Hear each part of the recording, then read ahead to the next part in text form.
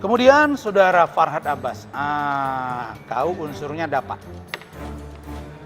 Lama saya tunggu kau Farhad, ketemu. Tadi kau ikut di situ mengatakan bahwa kalau ada organisasi menerima rasman atau advokat yang sudah dipecat, itu jelas yang kalian bahas itu adalah saya. Maka sama dengan organisasi itu menerima penada. Organisasi Peradi Bersatu berhak melaporkan saudara karena mengatakan mereka penada. Penada itu menerima barang haram yang tidak halal, yang salah melanggar undang-undang. Yang kedua, saya sebagai objek, saya bukan barang dagangan Pak. Saya bukan ilegal Pak. Tidak ada satupun putusan pengadilan yang mengatakan bahwa saya tidak berhak menggunakan ijazah S1 dan bukan lawyer. Jadi kau mendahului proses hukum. Inilah yang saya tunggu dari kau Farhad. Kau saya LP kan. Titik. Ketemu kita Farhad ya. Jadi saya kira itu lengkap sudah. Tinggal Evi Susanti sedang saya dalami kasusnya.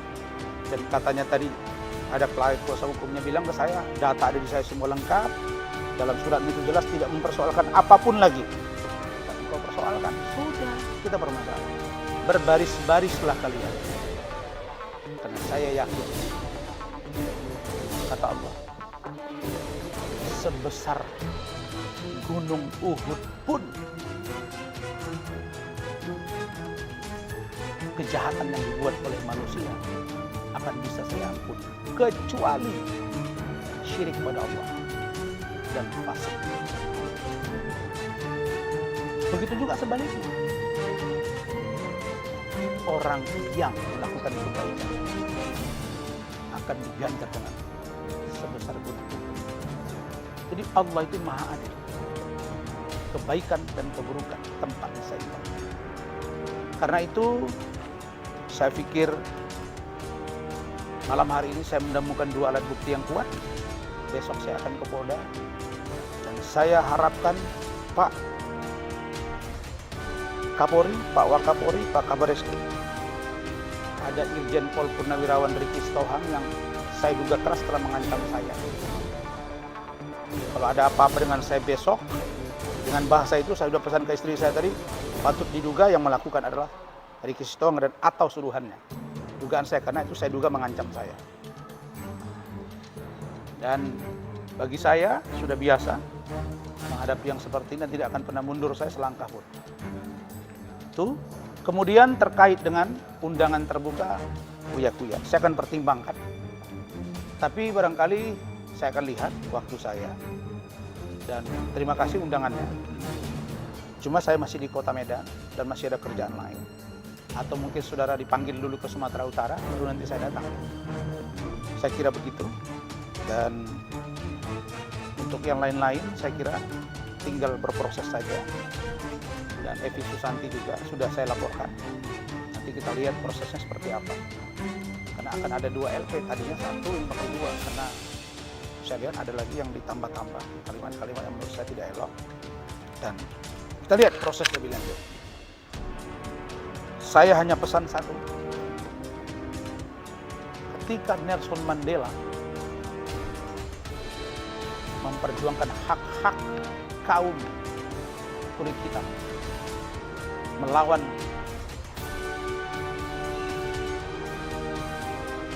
pemerintah yang otoriter yang dikenal dengan apartheid. Bahkan Nelson Mandela dipenjara 27 tahun. Begitu dia keluar menjadi pemimpin besar di negaranya, bahkan dunia, dan dipilih menjadi presiden, maka 90% warga kulit hitam menyampaikan kepada Nelson Mandela bahwa, wahai Pak Presiden, tangkap dan hancurkan para kulit putih yang telah menghancurkan kita, yang telah membunuh kita, yang telah memenjarakan Bapak selama 27 tahun. Nelson Mandela menjawab dengan senyum.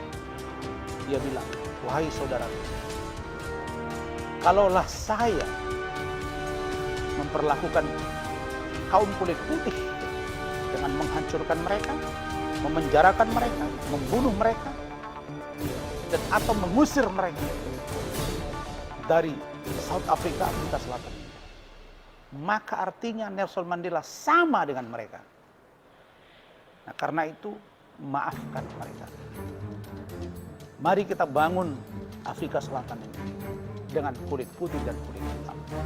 Karena kita hidup dalam alam demokrasi. Karena itu saudaraku, pesan saya di sini adalah saya pejuang. Saya petarung, saya mengerti bahwa orang besar tidak mudah untuk dia menyerah. Dan orang besar pasti banyak tantangan. Untuk menjadi besar, harus berhadapan dengan gelombang yang sama. Kalau kita ingin menjadi orang besar, siap menjadi pohon yang tinggi, akan banyak rintangan dan tantangan. Dan angin yang besar. Kalau tidak mau besar, kita jadi rumput. Rumput tidak kena angin, tapi hewan, binatang ikut menginjaknya, bahkan membuang air besar dan kecil di atas. Karena itu tinggal memilih, mau jadi rumput atau menjadi pohon yang tinggi dan rindang. Saya memilih khairun nas afmun, yaitu orang yang baik, yang bermanfaat bagi orang lain. Demikian, terima kasih kesempatan ini. Mudah-mudahan para lovers, terutama DPM Pradi Bersatu, saya senang sekali sudah bicara dengan pimpinan-pimpinannya. Dan mereka ini tidak suka DPM Pradi Bersatu ini publish. Mereka bilang, Bang Rasman, jawab saja yang terang, up saja. Kami nanti pada waktunya akan bicara. Saya terima kasih, mudah-mudahan semuanya terjawab. Dan siap-siap Farhan, Evi, dan abangku Denny Sitohang. Sekali lagi Bang, jangan terpengaruh dengan orang-orang yang mungkin ini. Begitu juga dengan Bang Egy, Bang, tahan diri Bang. Giringan opini Bang, aku ini adik abang 2 tahun. Kenapa ada surat, ada ran di situ kan? Mungkin abang lupa, nanti saya jelaskan semuanya. Saya kira semuanya akan saya pertanggungjawabkan. Tidak ada satu. Saya katakan satu saja dari data-data saya palsu, saya yang akan mengundurkan diri, bukan saja saya dipecat. Itu sudah saya sampaikan. Karena saya orang yang terpelajar, terdidik, dan bertanggung jawab. Saya kira demikian. Terima kasih.